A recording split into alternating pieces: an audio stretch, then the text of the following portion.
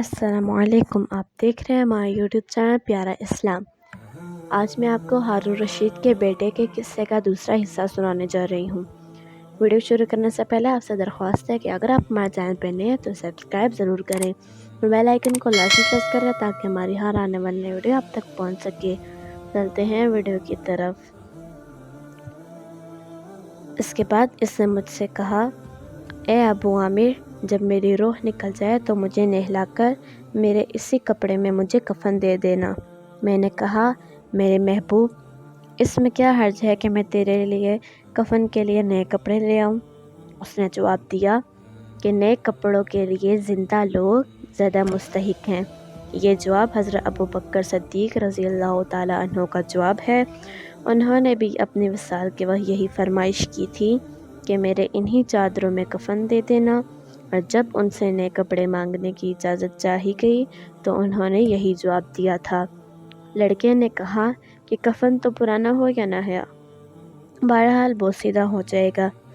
آدمی کے ساتھ تو صرف اس کا عمل ہی رہتا ہے، اور یہ میری لنگی اور لوٹا قبر کھودنے والے کو مزدوری دے دینا، اور یہ انگوٹھی اور قرآن شریف ہارون رشید تک پہنچا دینا، اور اس کا خیال رکھنا کہ خود انہیں کے ہاتھ میں دینا، اور یہ کہہ کر دینا کہ ایک پردیسی لڑکے کی یہ میرے پاس امانت ہے، اور وہ آپ سے یہ کہہ گیا ہے کہ ایسا نہ ہو کہ اسی غفلت اور دھوکے کی حالت میں آپ کی موت آ جائے۔ یہ کہہ کر اس کی روح نکل گئی۔ اس وقت مجھے معلوم ہوا کہ یہ لڑکا شہزادہ تھا۔ اس کے انتقال کے بعد اس کی وصیت کے موافق میں نے اس کو دفن کر دیا اور دونوں چیزیں گورگن کو دے دی، اور قرآن پاک اور انگوٹھی لے کر بغداد پہنچا، اور قصر شاہی کے قریب پہنچا تو بادشاہ کی سواری نکل رہی تھی۔ میں ایک اونچی جگہ کھڑا ہو گیا۔ اول ایک بہت بڑا لشکر نکلا جس میں تقریباً 1000 گھوڑے سوار تھے۔ اس کے بعد اسی طرح یکے بعد دیگرے 10 لشکر نکلے، ہر ایک میں تقریباً 1000 سوار تھے۔ 10ویں جتھے میں خود امیر المومنین بھی تھے۔ میں نے زور سے آواز دے کر کہا، اے امیر المومنین، آپ کو حضور صلی اللہ علیہ وسلم کی قرابت رشتہ داری کا واسطہ ذرا سا توقف کر لیجئے۔ میری آواز پر انہوں نے مجھے دیکھا تو میں نے جلدی سے آگے بڑھ کر کہا کہ میرے پاس ایک پردیسی لڑکی کی یہ امانت ہے جس نے مجھے یہ وصیت کی تھی کہ یہ دونوں چیزیں آپ تک پہنچا دوں۔ بادشاہ نے ان کو دیکھ کر پہچان لیا، تھوڑی دیر سر جھکایا، ان کی آنکھ سے آنسو جاری ہو گئے، اور ایک دربان سے کہا کہ اس آدمی کو اپنے ساتھ رکھو، جب میں واپسی پر بلاؤں تو میرے پاس پہنچا دینا۔ جب وہ باہر سے واپسی پر مکان پر پہنچے تو محل کے پردے گرا دیے گئے۔ دربان سے فرمایا، اس شخص کو بلاؤ، اگرچہ وہ میرا غم تازہ ہی کرے گا۔ دربان میرے پاس آیا اور کہنے لگا کہ امیر المومنین نے بلایا ہے، اور اس کا خیال رکھنا کہ امیر پر صدمہ کا بہت اثر ہے۔ اگر تم 10 باتیں کرنا چاہتے ہو تو 5 ہی پر اتفاق کرنا۔ یہ کہہ کر وہ مجھے امیر کے پاس لے گیا۔ اس وقت امیر بالکل تنہا بیٹھے تھے۔ مجھ سے فرمایا کہ میرے قریب آ جاؤ۔ میں قریب جا کر بیٹھ گیا۔ کہنے لگے، تم میرے اس بیٹے کو جانتے ہو؟ میں نے کہا، جی ہاں، ان کو جانتا ہوں۔ کہنے لگے، وہ کیا کام کرتا تھا؟ میں نے کہا، گارے مٹی کی مزدوری کرتے تھے۔ کہنے لگے، تم نے بھی مزدوری پر کوئی کام اس سے کرایا ہے؟ میں نے کہا، کرایا ہے۔ کہنے لگے، تمہیں اس کا خیال نہ آیا کہ اس کی حضور صلی اللہ علیہ وسلم سے قرابت تھی، کہ یہ حضور صلی اللہ علیہ وسلم کے چچا حضرت عباس کی اولاد ہیں؟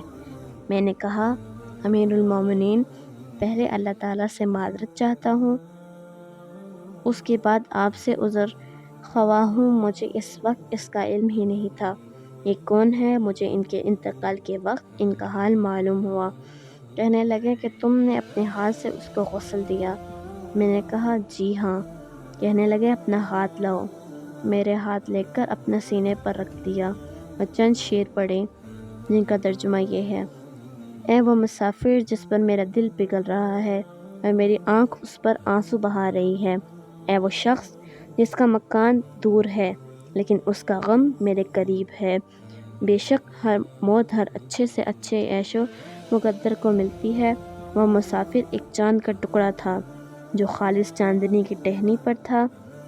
پس چاند کا ٹکڑا بھی قبر میں پہنچ گیا اور چاندنی کی ٹہنی بھی قبر میں پہنچ گئی۔ اس کے بعد ہارون رشید نے بصرہ اس کی قبر پر جانے کا ارادہ کیا۔ ابو عامر رحمۃ اللہ علیہ ساتھ تھے۔ اس کی قبر پہنچ کر ہارون رشید نے چند شعر پڑھے جن کا ترجمہ یہ ہے: اے وہ مسافر جو اپنے سفر سے کبھی بھی نہ لوٹے گا، موت نے کم عمری کے ہی زمانے میں اس کو جلدی سے اچک لیا۔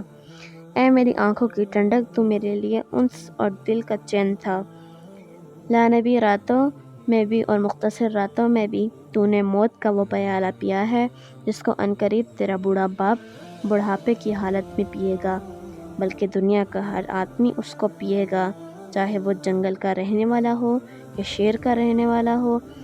پس سب تعریفیں اسی وحدہ لا شریک لہ کے لیے ہیں جس کے لکھی ہوئی تقدیر کے یہ کرشمے ہیں۔ ابو عامر رحمۃ اللہ علیہ کہتے ہیں کہ اس کے بعد جو رات آئی تو جب میں نے اپنے وظائف پورے کر کے لیٹا ہی تھا، میں نے خواب میں ایک نور کا قبہ دیکھا جس کے اوپر ابر کی طرح نور ہی نور پھیل رہا تھا۔ اس نور کے ابر میں سے اس لڑکے نے مجھے آواز دے کر کہا: ابو عامر رحمۃ اللہ علیہ، تمہیں اللہ تعالیٰ جزائے خیر عطا فرمائے، تم نے میری تحسین و تفریق اور میری وصیت پوری کی۔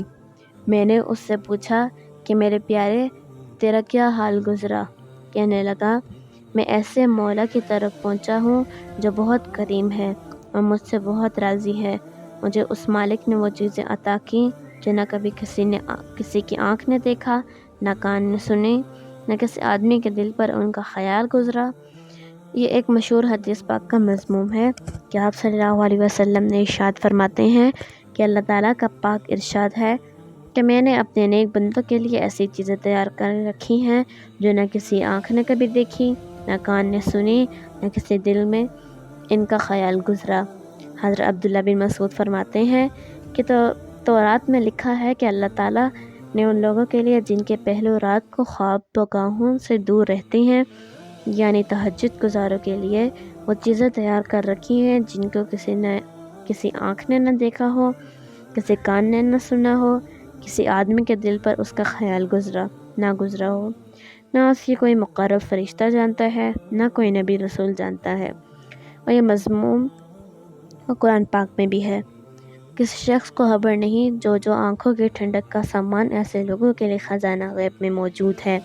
اس کے بعد اس لڑکے نے کہا: اللہ تعالیٰ نے قسم کھا کر فرمایا ہے کہ جو بھی دنیا سے اس طرح نکل آئے جیسے میں نکل آیا، اس کے لیے یہی اعزاز اور اکرام ہے جو میرے لیے ہوئے۔ صاحب روز کہتے ہیں یہ سارا قصہ مجھے اور طریقے سے پہنچا ہے۔ اس میں یہ بھی ہے کہ کسی شخص نے ہارون رشید سے اس لڑکے کے متعلق سوال کیا۔ انہوں نے بتایا کہ میرے بادشاہ ہونے سے پہلے یہ لڑکا پیدا ہوا تھا، بہت اچھی تربیت پائی تھی، قرآن پاک بھی پڑھا تھا اور علوم بھی پڑھے تھے۔ جب میں بادشاہ بن گیا تو یہ مجھے چھوڑ کر چلا گیا تھا۔ میری دنیا سے اس نے کوئی راحت نہ اٹھائی۔ چلتے وقت میں نے ہی اس کی ماں سے کہا تھا کہ اس کو یہ انگوٹھی دے دے۔ اس انگوٹھی کا یہ قوت بہت زیادہ قیمتی تھی، مگر یہ اس کو بھی کام میں نہ لایا، مرتے وقت واپس کر گیا۔ یہ لڑکا اپنی والدہ کا بڑا فرمانبردار تھا۔ جس باپ کی دنیا داری سے یہ صاحبزادہ زنجیدہ ہو کر گیا ہے، یعنی ہارون رشید بہت نیک دل بادشاہوں میں سے ان کا شمار ہے۔ دولت اور ثروت کے ساتھ لغزشیں ہوتی جا رہی ہیں، لیکن ان کے دینی کارنامے تاریخ کی کتابوں میں کثرت سے موجود ہیں۔ بادشاہت کے زمانے میں 100 رکعت نفل روزانہ پڑھنے کا معمول مرتے وقت تک رہا، اور اپنی ذاتی مال سے 1000 درہم روزانہ کا صدقہ کیا کرتے تھے۔ 1 سال حج کیا کرتے تھے اور 1 سال جہاد میں شرکت کرتے تھے۔ جس سال خود حج کو جاتے، اپنے ساتھ 100 علماء ماں ان کے بیٹے کو حج پر لے جاتے، اور جس سال خود حج نہ کرتے 300 آدمیوں کو ان کے پورے خرچ اور سامان لباس وغیرہ کا حج کے لیے بھیجتے، جن کو خرچ بھی بہت وسعت سے دیا جاتا اور لباس بھی عمدہ دیا جاتا۔ ویسے بھی عطایا کی بہت کثرت ان کے یہاں تھی۔ سوال کرنے والوں کے لیے بھی بغیر سوال کے ابتدا بھی علماء کا ان مجلس میں بہت اعزاز تھا اور ان سے محبت کرتے تھے۔ ابو معاویہ ضریر مشہور محدث نابینا نے ایک مرتبہ اس کے ساتھ کھانا کھایا۔ کھانے کے بعد خود ہارون رشید نے ان کے ہاتھ دھلائے اور یہ کہا کہ علم کے اعزاز میں نے دھلائے ہیں۔ ایک مرتبہ ابو معاویہ نے حضرت محمد صلی اللہ علیہ وسلم کی حدیث جس میں حضرت آدم اور حضرت موسیٰ علیہ السلام کے مناظر کا ذکر بیان کی، ایک شخص نے کہہ دیا کہ ان دونوں حضرات کی ملاقات کہاں ہوئی؟ تو بادشاہ کو غصہ آ گیا اور کہا، میری تلوار رو۔ زندیق بدین حضور صلی اللہ علیہ وسلم کی حدیث پر اعتراض کرتا ہے، نصیحت کی باتوں پر بہت کثرت سے رونے والے تھے۔ امید کرتی ہوں آپ کو ہماری ویڈیو پسند آئے گی۔ اگر آپ کو ہماری ویڈیو پسند آئے تو لائک اور شیئر ضرور کریں اور کامنٹ باکس میں ضرور بتائیں۔ فی امان اللہ۔